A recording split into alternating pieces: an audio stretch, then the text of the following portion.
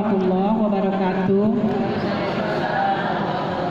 Ibu-ibu, berhubung karena mualimah telah hadir di hadapan kita bersama, marilah kita sama-sama mendengarkan tausiah yang telah disampaikan oleh mualimah. Mudah-mudahan nanti apa yang disampaikan dapat bermanfaat bagi kita, dapat kita terapkan kepada kita, diri kita terutama kita, agar menjadi orang yang saleh. Pada mualimah, kami persilakan. Billahi taufiq wal hidayah. Assalamualaikum warahmatullahi wabarakatuh.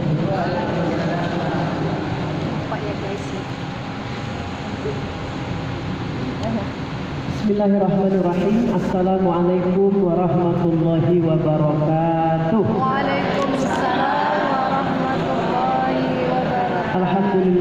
Alhamdulillahi rabbil alamin, wassalatu wassalamu ala asyrafil anbiya'i wal mursalin wa ala alihi wa sahbihi ajma'in. Asyhadu an la ilaha illallah wahdahu la syarika lah wa asyhadu anna Muhammadan abduhu wa rasuluhu la nabiyya ba'dah. Yang saya hormati ibu-ibu seluruh jemaah, baik ketua, pengurus, pembina dan penasehat pengajian yang insyaallah sampai saat ini di hari ke-19 Rajab 1444 Hijriah bertepatan 10 Februari 2023 kita bertemu dalam keadaan sehat walafiat dalam rangka melaksanakan kegiatan silaturahmi dirangkaikan dengan majelis taklim. Berharap kita ini adalah amal soleh yang akan mendapatkan pahala dari Allah Subhanahu wa taala. Sholawat dan salam kita sampaikan kepada junjungan kita yang mulia baginda Rasulullah Muhammad sallallahu alaihi wasallam.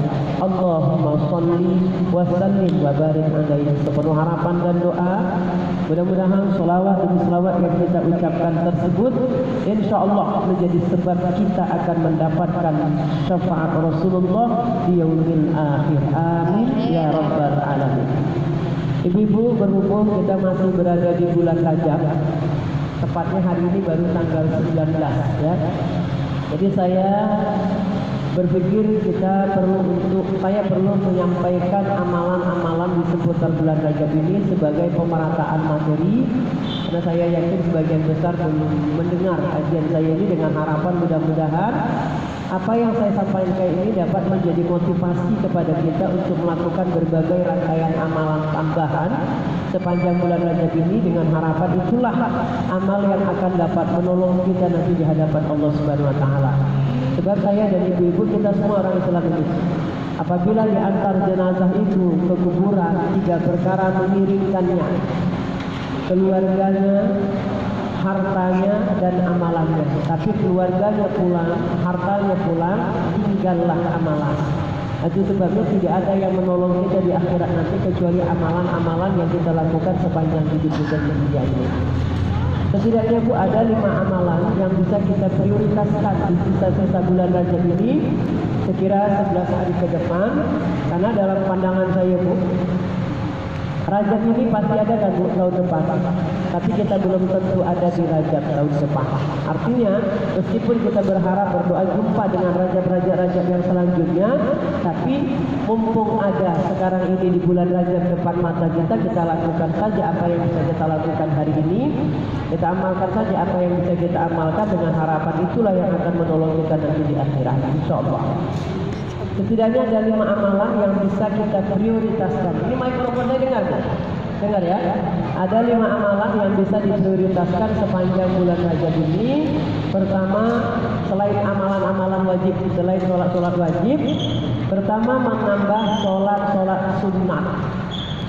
Jadi sebagai tambahan amalan sepanjang Rajab ini, kita tambahkan amalan-amalan sholat sunat, dengan harapan sholat-sholat sunat itu yang akan dapat menambal, menyempurnakan kekurangan sholat-sholat kita di masa lalu. Di samping yang memang kalau ibadah kita sudah benar, jadi tambahan amalan. Saya punya buku Bu, judul buku saya itu Bu, 17 macam sholat sunat. Ternyata satu-satunya sholat sunat yang langsung diperintahkan oleh Allah Subhanahu wa taala yaitu sholat tahajud. Dalil ini dapat dilihat dalam surah Al-Isra ayat 79. Inilah satu-satunya sholat sunat yang langsung diperintahkan dalam Quran. Wa minal laili fatahajjat bihi nafilatan laka 'asa an yab'atsaka maqaman mahmuda. Maka pada sebagian malam bertahajudlah kamu sebagai amalan tambahan bagimu, Tuhanmu akan mengangkatmu pada tempat yang terpuji. Jadi bu, orang-orang yang ahli tahajud konsisten dalam melaksanakan sholat tahajud, janji Allah yang pertama, maqaman mahmudah, pasti dapat tempat terpuji, baik di dunia maupun di akhirat sepanjang sholatnya benar, niatnya lurus. Dan sholat tahajud ibu adalah sholat terpanjang waktunya. Setelah saya pelajari ibu, di antara sholat-sholat baik sholat wajib, sholat sunat, sholat yang waktunya paling panjang untuk mengerjakan sholat cuma sholat tahajud. Subuh ke zuhur saja bu, cuma 5 jam. Katakan jam 6 batas terakhir, 7, 8, 9, 10, 11, 12, sekira 5 jaman. Tapi kalau dia sholat tahajud ba'diyatan isya, jadi ba'diyatan isya kita sampai menjelang azan subuh.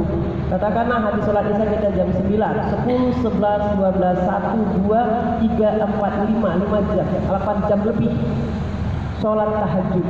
Kita dipanggil, diundang sama Allah untuk sholat tahajud. Dalam satu hadis ini bu, kalau saya baca pun saya memang meleleh air mata saya. Apa kata Allah? Wahai hambaku, ayo bangun. Di keheningan malam ini sholatlah 11 rakaat, 8 tahajud, 3 witir. Kata hambaku, aku capek ya Allah. Kata Allah, sholatlah walaupun 3 rakaat. Aku lelah ya Allah. Sholatlah walaupun 1 rakaat witir. Aku lelah ya Allah. Lalu kata Allah, sebutlah aku dalam hatimu, tapi hamba ini bu, tidur tidak menyebut nama Tuhannya. Lalu kata Allah, ya malaikat bangunkan dia supaya sholat pembiatan subuh, tapi hamba ini tidak terbangun. Orang ini bu, dalam pandangan Allah orang yang bangkrut. Karena kalau 8 jam kita diundang, dipanggil oleh Allah untuk sholat tahajud, bahkan kata Rasulullah, sholatul lail walau raka'ataini, sholatlah kamu di malam hari walaupun cuma 2 rakaat. Tahajud itu paling sedikit 2 rakaat, waktu ngerjakannya 8 jam. Tapi ada orang Islam yang tidak pernah sholat tahajud sepanjang hidupnya, maka maha benar Allah dengan firman-Nya, wal 'ashr innal insana lafi khusr. Demi waktu sesungguhnya manusia itu benar-benar dalam keadaan rugi, bangkrut. 8 jam pun dipanggil Allah, ayo sholat tahajud, 2 rakaat pun boleh. Tapi nggak pernah sholat tahajud sepanjang hidupnya, padahal itu tambahan untuk dirinya sendiri, menguntungkan diri sendiri. Maka orang ini kata Allah orang yang bangkrut dalam pandangan Allah. 8 jam dibentang dari jam 9 sampai menjelang azan subuh. Dan ciri khas daripada sholat tahajud ini, tidaklah seseorang disebut sholat tahajud kalau dia belum tidur lebih dulu. Maka sholat tahajud itu habis sholat isya dia tidur sejenak, bukan tidur nyenyak. Kalimat saya pun tidur sejenak, karena kalau tidur nyenyak lewat nanti itu tahajudnya. Tapi kalau tidur sejenak dia tertidur, bangun sekira jam 10, jam 11 dia sudah bisa usolli sunatan tahajud ra'atan lillahi ta'ala. Tapi begadang pun dia sampai jam 3 pagi dia sholat, namanya bukan tahajud tapi dia mulail. Dan tidak ada usolli sunat, tidak ada usolli sunatan qiyamulail. Maksud qiyamulail itu orang yang sholat malam hari. Bisa sholat tobat, mungkin sholat tasbih, mungkin juga sholat hajat dan sholat yang lainnya. Nah itu sebabnya ini mumpung kita berada di bulan Rajab, bulan yang masuk kategori kata Allah Syahrul Hurumat, dimuliakan. Hari ini dapat diterangkan dalam surah At-Taubah ayat 36. Kata Allah, termasuk di antara bulan-bulan yang dimuliakan Allah, di antara 12 bilangan bulan adalah bulan Rajab. Zulkaidah, Zulhijjah, Muharram dan Rajab. Nah hari ini kita bicara Rajab karena kita sedang berada di bulan Rajab. Apa pesan Allah? Janganlah kamu menzalimi dirimu di bulan yang 4 itu. Jangan bertindak merugikan diri sendiri. Mumpung dikasih waktu untuk sholat, sholatlah. Jangan berbuat dosa. Karena siapapun bu yang beramal ibadah di bulan ini, pahalanya dilipat gandakan. Berbeda di bulan Jumadil Akhir, berbeda di nanti di Sya'ban.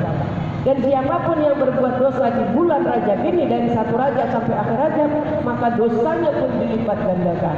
Maka saya sebutkan tadi bu, mari sama-sama kita memotivasi diri kita. Mumpung ini di bulan Rajab banyak-banyak melakukan amalan sholat, amalan sunnah, termasuklah sholat-sholat sunnah ini. Di antaranya itu sholat tahajud. Apa keuntungan yang lain orang yang sholat tahajud? Doanya tidak ditolak oleh Allah Subhanahu Wa Taala.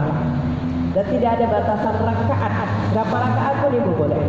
Oh dia 10 rakaat, 40 rakaat, 50 rakaat sepanjang masih kuat sholatlah. Yang kedua, jangan tinggalkan sholat witir. Kalau sudah terbiasa di bulan Rajab, insya Allah di bulan-bulan yang lain akan menjadi kebutuhan. Karena dalam prinsip hidup saya Bu, sebuah kebaikan awalnya memang perlu dipaksakan. Kalau sudah dipaksakan, insya Allah jadi satu kebiasaan.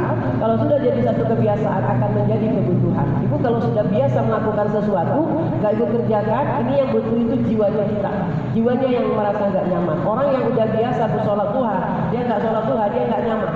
Karena yang bicara di tubuh bukan lagi akal, tapi jiwanya yang memang sudah membutuhkan sholat itu sebagai ketenangan jiwa. Itu sebabnya termasuklah sholat tahajud ini. Ya, kawan daripada sholat tahajud ini adalah sholat witir, kita usahakan. Witir ibu lebih istimewa lagi. Tidak pakai syarat tidur dulu. Kalau tahajud pun tidur dulu orangnya. Kalau witir ada sholat isya, ba'diyatan langsung naik. Sampai kata Rasulullah, kerjakanlah sholat witirmu itu walaupun 1 rakaat.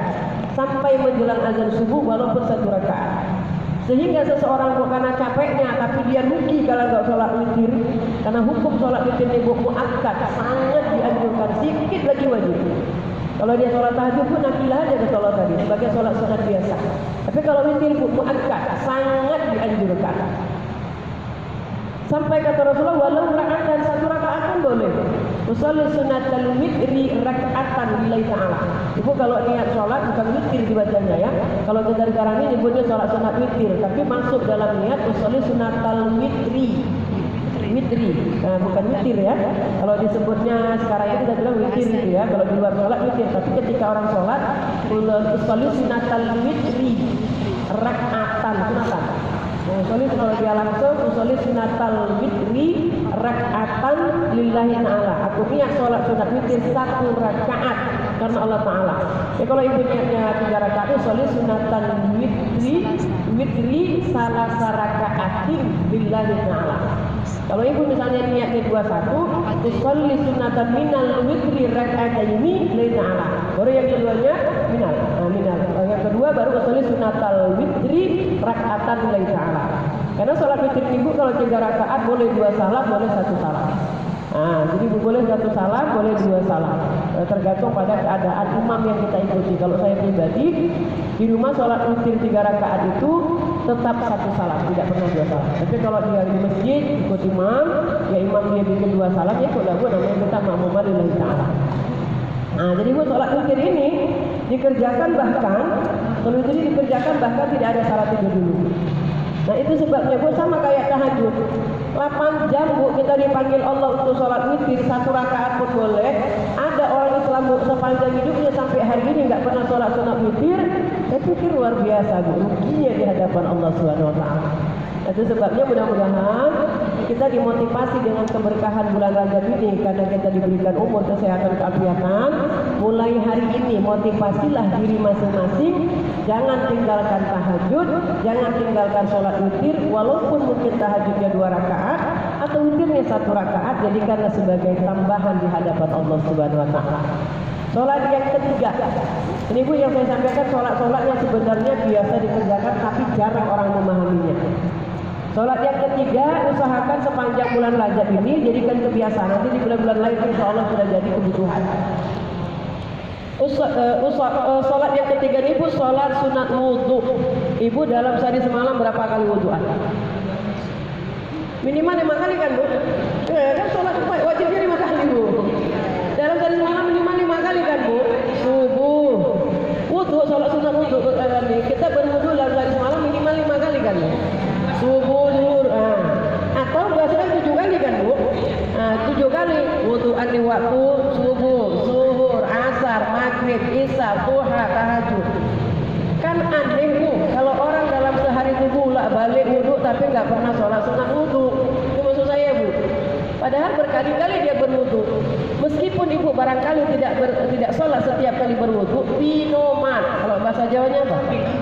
Pinomat juga ya, pinomat gitu ya. 1 kali dalam sehari pun jadilah ibu sholat sunat wudhu. Gak ada angin, gak ada hujan, tahu-tahu ibu gegana, gelisah, galau dan merana. Kenapa? Harus untuk misalnya Bu, ambil aja wudhu, berdiri, usolli sunatan wudhu raka'ataini lillahi ta'ala. Ini Bu, apa kata Rasulullah? Ya Bilal, aku mendengar tadi malam dalam mimpiku suara terompahmu di dalam surga. Masih hidup loh Bu. Dialog itu terjadi masih hidup. Apa yang sudah engkau amalkan? Kata Bilal, tidak ada satu perbuatan yang aku cintai melainkan melebihi aku berwudu dengan sempurna lalu aku sholat 2 rakaat dan aku tidak pernah meninggalkan sholat itu. Jadi sholat sunat wudu ini ibu usahakan sekalipun dalam sehari jadilah. Mau waktu di duha terserah, mau di tahajud terserah. Ya, tahajud biasanya kalau tahajud itu udah rangkaian ya bu. Kita wudu'a, sholat sunat wudu, sholat sunat tobat, baru tahajud 8 rakaat atau 4 tutup nanti dengan witir 3 rakaat. Kalau sudah witir nanti di isya, gak ada lagi witir. Nah, jadi bu tidak ada witir 2 kali dalam semalam. Beda bu dengan tahajud. Saya misalnya ini bu, terbangun setengah 12 malam, sholat tahajud, sholat tahajud. Jam 2 saya ngantuk, tidur saya bu. Qadarullah, terbangun saya jam 4 lagi bu, saya tahajud lagi. Boleh, karena tidak ada batasan rakaat. Boleh bu. Jadi sepanjang masih ada boleh sholat, ngantuk lagi tidur lagi, aku bangun tahajud lagi lah boleh. Karena tidak ada batasan rakaat. Tapi kalau witir bu, kalau ibu sedang witir di isya, tidak boleh lagi witir nanti di tahajud. Tinggal pilih mau witir di mana, sesuai dengan kemampuan kita dan kesempatan kita. Jadi kalau ibu ada sholat isya langsung witiran, ya sudah bu, nggak usah lagi witir di tahajud, tinggal tahajud. Mungkin sholat wudu, sholat tobat, tahajud, sudah selesai. Ya, yang pertama tadi sholat sunat tahajud, biasakan sholat witir walaupun 1 rakaat karena hukumnya sunat muakkad. Ya, kerjakanlah untuk sholat sunat wudu tadi pinomat sekali waktu dia di tahajud atau barangkali waktu di duha. Yang keempat, mengerjakan sholat sunat awabin. Ini bu lebih istimewa juga. Orang nggak bisa sholat awabin kecuali hanya 1 tempat saja. Pendapat pertama, sholat awabin itu antara maghrib dan isya. Nunggu sholat isya, ibu-ibu yang nggak ada lagi kerjaan, nggak ada lagi tugas yang mengikat di rumah gitu ya. Karena barangkali anak-anak sudah dewasa semua. Ibu bisa bu nunggu-nunggukan isya, sholat ibu 6 rakaat. Usolli sunatan awabin rakaataini lillahi ta'ala. 2 rakaat salam, 2 rakaat salam. Sampai mencapai 6 rakaat. Barang siapa yang mengerjakan sholat awabin 6 rakaat, maka dia berpahala seperti ibadah 12 tahun. Yang kedua, sholat sunat awabin ini menurut sebagian ulama termasuk yang disampaikan dalam video-video Ustadz Al-Hidayat, Ustadz Buya Yahya. Kalau ibu nggak sempat sholat awabin di maghrib, ibu sholat duha 8 rakaat, ibu juga dianggap sudah awabin. Awabin itu orang yang kembali kepada Tuhannya. Cuma syaratnya bu harus tercapai 8 rakaat. Tetap dengan niat usolli sunatal duha rakaatain lillahi ta'ala. 2 salam sampai 4 kali salam, totalnya bu 8 rakaat. Orang yang nggak sempat bu sholat awabin di maghrib karena kecapean, usahakanlah bu sholat duha 8 rakaat karena dia pun disebut awabin. Siapa yang mengerjakan bu sholat duha sampai 8 rakaat konsisten bu, nanti masuk surganya bu pintunya nggak tanggung-tanggung, VVIP. Saya kasih bu contoh pendekatan. Kita nih bu ke Madinah kita nih bu. Orang masuk Raudhah dari pintu 25 berduyun-duyun berdesakan. Tapi kitanya karena dari tanah air bawa seperangkat amalan kebiasaan amalan baik selama ini dipanggil bu. Ibu ayo saya bantu di sini. Dari sini aja masuk pintu 31. Masuk bu belok kiri langsung Raudhah. Itu baru dunia. Orang yang punya kebiasaan amal soleh baru di dunia saja dimuliakan Allah bu. Apalagi nanti di akhirat, maka orang yang ahli sholat sunat duha ini nanti masuk ke pintunya namanya di pintu babul duha. Orang masuk dari pintu umum kita dipanggil ya ahli duha, ayo masuk sini dari pintu babul duha. Maka usahakanlah bu, hari-hari kita ini kita isi dengan sholat sunat duha. Waktu itu kita yang memanajemen, kita yang ngatur waktu kita. Sepanjang kita masih bisa membagi dengan untuk ibadah kita tadi, maka insya Allah bu, ini Rajab jadikan sebagai kesempatan melakukan amal ibadah. Kata-kata bijak para ulama menyebutkan bahwa Rajab ini bulan menanam, Sya'ban bulan menyiram, Ramadan bulan memanen. Artinya perbanyaklah amal ibadah di bulan ini, mengimbangi dosa dan kesalahan kita. Amalan yang kedua yang bisa kita prioritaskan, banyak berpuasa di bulan Rajab. Puasa apa? Puasa sunnah dan puasa wajib kalau Ramadan. Tapi tidak ada aku niat puasa Rajab ya, tidak ada. Aku niat puasa sunnah Rajab tidak ada contoh dari Rasulullah. Lalu puasa apa kita ya? Puasa Nabi Muhammad atau Senin Kemis. Puasa Nabi Daud, puasa yang mungkin tidak lewat. Nanti insya Allah di sahabat bisa kita kerjakan. Kemudian yang keempat, memperbanyak istighfar ya, memperbanyak istighfar di bulan Rajab. Pertama tadi bu banyakkan sholat sunat, Yang kedua, biasakan puasa sunat. Yang ketiga, memperbanyak istighfar. Ibu-ibu barangkali mungkin selama ini udah biasa Bu baca istighfar aja biar dia majmuk syarif ya. Cuma maksud saya Bu supaya ibu tidak terlalu kaku dalam memahami apa itu istighfar. Ternyata Bu dalam beberapa riwayat Rasulullah kalau beristighfar Bu ada 4 redaksi. Ada 4 kalimat istighfar Rasulullah. Yang pertama astagfirullah, paling pendek Bu, astagfirullah, astagfirullah, astagfirullah, astagfirullah. Yang kedua astagfirullah wa atubu ilaih. Ibu kalau yang punya buku tuntunan zikir pagi petang kan itu Bu. Astagfirullah wa atubu ilaih 100 kali, hadis riwayat Muslim 271. Kemudian astagfirullahal azim wa atubu ilaih. Atau yang paling sempurna biasanya ibu habis salat atau mau doa astagfirullahal azim alladzi la ilaha illa huwal hayyul qayyum wa atubu ilaih. Yang mana pun boleh. Di antara 4 ini yang manapun boleh. Ibu targetkan dengan harapan balik ke ayat tadi Bu, ayat 36 surah Taubah. Janganlah kamu menzalimi dirimu di bulan itu, maka imbang daripada dosa, mengimbangi daripada kezaliman kita perbanyak istighfar. Dan memang Bu, di antara keutamaan fadilah istighfar ini, setiap orang yang memang sudah biasa memperbanyak istighfar, apapun masalahnya selalu diberikan jalan keluar yang mudah oleh Allah. Ditolong sama Allah. Hidup ini nggak ada yang nggak dapat bala dan ujian. Nggak ada orang yang nggak dapat ujian dalam hidup. Pasti ada ujian dan cobaan. Tapi setiap dia dapat cobaan karena selama ini dia biasa istighfar, selalu berikan Allah. Ini ku coba kau, tapi ku kasih kau jalan keluar. Ini aku uji kamu, tapi aku beri kamu jalan keluar yang semudah-mudahnya. Ini diantara keutamaan istighfar. Maka di bulan ini kita perbanyak istighfar dengan harapan nanti di Sya'ban yang Ramadannya sudah jadi satu kebiasaan dan kebutuhan. Keempat. Yang keempat ini Bu, biasa Kak, saya ulang. Yang keempat, perbagus bacaan Al-Quran. Sebenarnya Bu, orang Islam ini kalau mendengarkan, merenungkan apa yang diucapkan oleh Rasulullah, ya Bu ya, apa yang diucapkan oleh Rasulullah, sesungguhnya bacaan Al-Quran itu menjadi syafaat, penolong bagi yang membacanya. Harusnya Bu, setiap orang baca Quran itu, orang Islam baca Quran itu, dia benar-benar baca Quran itu sesuai peraturan Allah. Peraturan pertama dari Allah Bu, fa iza qara'tal Qur'an fasta'iz billahi minasyaitonir rajim. Surah An-Nahl ayat 98. Itu boleh cek. Surah An-Nahl ayat 98. Fasta'iz billah fa iza qara'tal Qur'an fasta'iz billahi minasyaitonir rajim. Maka apabila mau dibacakan Al-Quran, bacalah a'udzubillahi minasyaitonir rajim. 114 surah Al-Quran itu Bu, setiap kita mau baca Bu, baca ta'awuz, a'udzubillahi minasyaitonir rajim. Tapi bismillahirrahmanirrahim. Itu Bu hadis Rasulullah. Barang siapa yang melakukan satu perbuatan baik dan diawali dengan bismillah atau basmalah, hilang berkahnya. Tapi ada satu surah di Al-Quran justru Bu tidak boleh pakai bismillahirrahmanirrahim. Surah itu kita kenal dengan surah Al-Bara'ah atau surah At-Taubah yang sedang saya bahas hari ini. Itu sebabnya Bu, pedoman pertama kalau ibu tadarusan, yang penting ta'awuz dulu Bu. Mau mulai ya, mulai bukan nyambung ya, mau mulai a'udzubillahi minasyaitonir rajim. Yang kedua Bu, pesan Allah berkaitan dengan Al-Quran, warattilil Qur'ana tartila. Bacalah Al-Quran itu dengan perlahan-lahan. Jangan buru-buru, jangan tergesa-gesa, jangan ngebut. Karena sesungguhnya kita ini Bu dapat pahala bacaan saat kita membaca Al-Quran kalau benar hurufnya, betul tajwidnya. Tapi kalau udah terburu-buru bacanya Bu, tergesa-gesa, saya khawatir matnya, ya idghamnya, gunnahnya akan hilang kelepasan. Kalau begitu Bu, apa yang akan kita dapatkan? Gak dapat apa-apa dari Allah. Maaf Ibu, kadang-kadang Ibu, maaf Ibu ya, kadang-kadang orang baca Quran saking terburu-burunya, baca ta'awuz bismillah aja Bu gak jelas. A'udzubillahi minasyaitonir rajim, bismillahirrahmanirrahim. Kalau saya bilang Bu, saya yang uji itu Bu, langsung salah.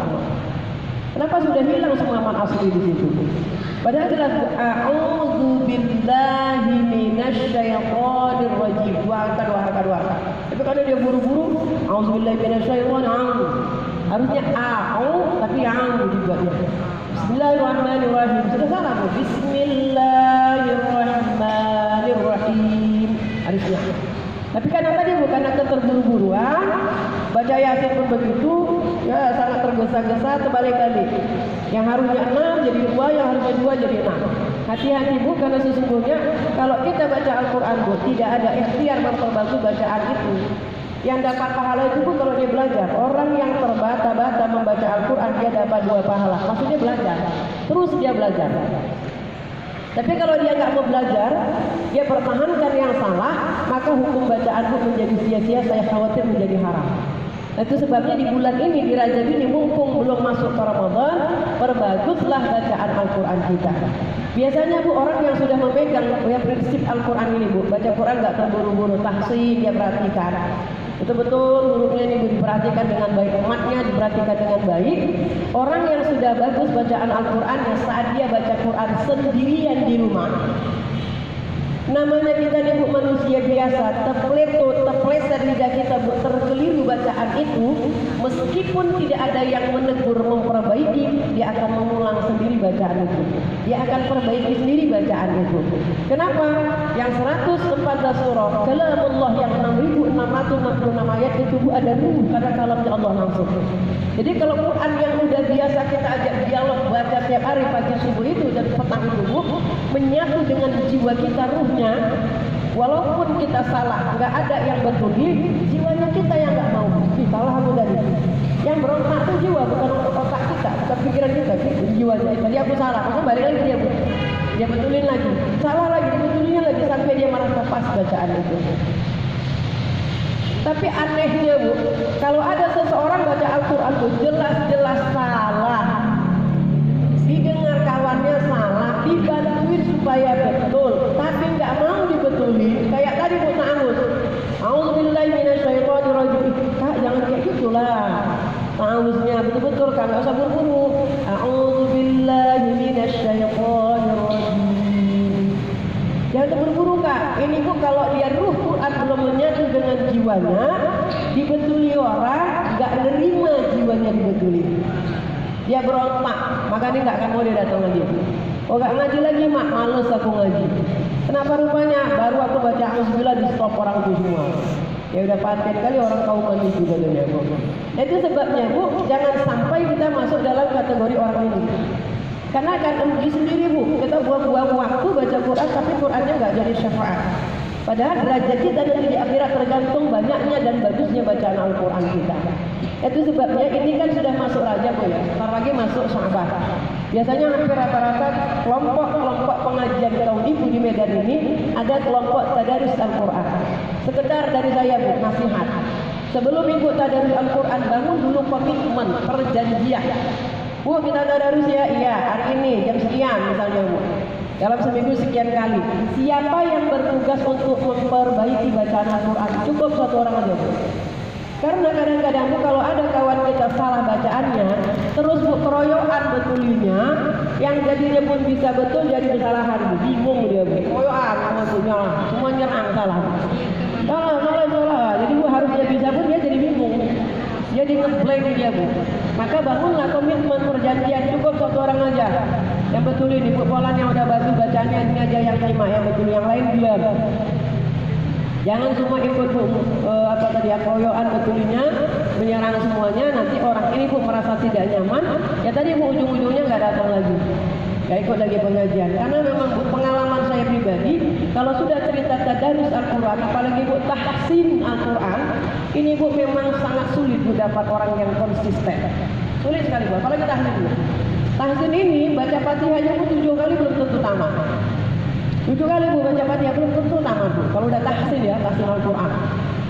Tapi memang benar Bu kata Ustazah Hidayat, bahwa ahli Al-Quran itu bukan para penghafal Al-Quran saja, tapi mereka yang terus-terusan bergelut dengan Al-Quran. Dia pelajari tajwidnya, perbagus bacaannya, dia pelajari makna isi kandungannya, dia tadabbur, dia renungkan. Itu pun ahli Al-Quran. Maka masuknya ke surga pun nanti dia pintu yang dikhususkan untuk dia. Kadang-kadang orang berpikir, oh Al-Quran orang menghafal Al-Quran. Tidak Bu, ibu yang terus bergelut dengan belajar Al-Quran, dari mulai cara bacanya, tahu artinya, maqasidul ayatnya dipahami, diamalkan dalam kehidupan kita, kita juga boleh disebut dengan ahli Al-Quran. Makanya kemarin saya ngajak baca Al-Quran, saya bilang kalau semakin orangnya semakin sedikit, itu sudah diseleksi oleh Allah, diseleksi oleh Allah. Karena nggak semua orang bisa masuk kelas VIP seperti itu. Karena orang-orang yang biasanya betah belajar tahsin Quran ini, karena mereka-mereka yang memang punya kelas spesial dalam pandangan Allah Subhanahu Wa Taala. Maka hari ini saya berharap mudah-mudahan saya dan kita semua Bu diberikan Allah kemampuan untuk memperbagus bacaan Quran kita. Jangan sungkan. Karena dalam paham saya Bu, kalau baca Quran ini tidaknya ada dua metode ya. Ada tadarus, itu Bu membaca satu orang, yang lain 5, nanti dibetuli. Ada talaki, talaki itu Bu nyetor bacaan.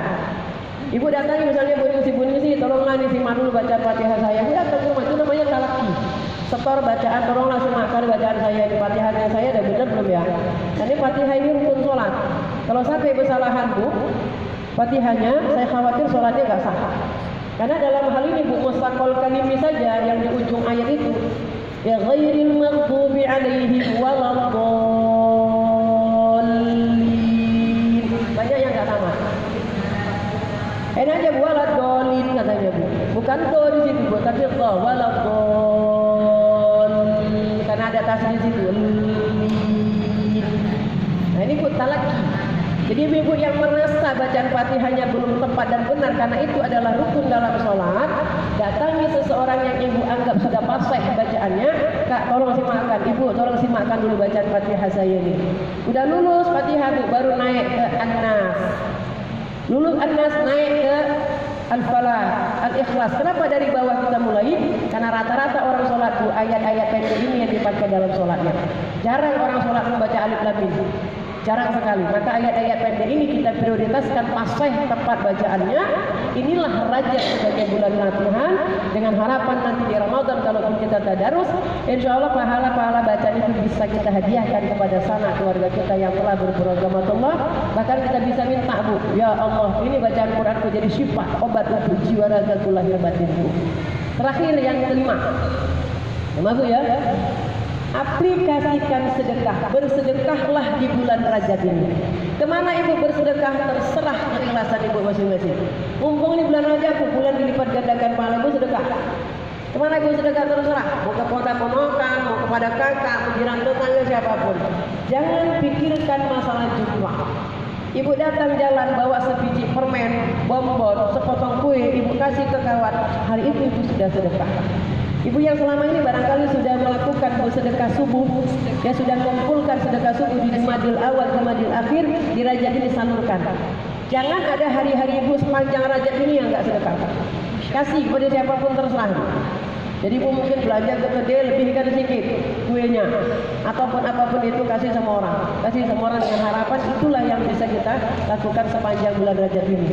Kalau orang sudah mengamalkan tambahan ini Bu, amalan-amalan tambahan selain yang wajib-wajib tadi, dalam pandangan saya tapi Bu ya, dalam pandangan dan pengalaman saya, ya. Saya tidak akan menyampaikan apa yang tidak saya tahu Bu ya. Dalam pandangan dan pengalaman saya Bu, kalau seseorang Bu sudah tertib sholat wajibnya, ditambah tadi Bu rajin sholat sunat, tahajud, witir, sholat sunat wudu, awabin, sholat sunat duha dan sholat sunat yang lain. Ya, rajin dia Bu berpuasa, banyak beristighfar, baca Al-Quran yang kuantitas jumlah ditambah, kualitas diperbaiki, mutu bacaannya diperbagus, kemudian rajin bersedekah. Saat orang ini datang kepada Allah, dia nadah tangan, tentu dengan adab Bu ya, dengan adab. Karena dalam hal ini Bu, doa seseorang pun cepat naik ke langit, bukan saja waktu berdoa, tapi adab berdoa pun penting diperhatikan. Nabi Bu kalau berdoa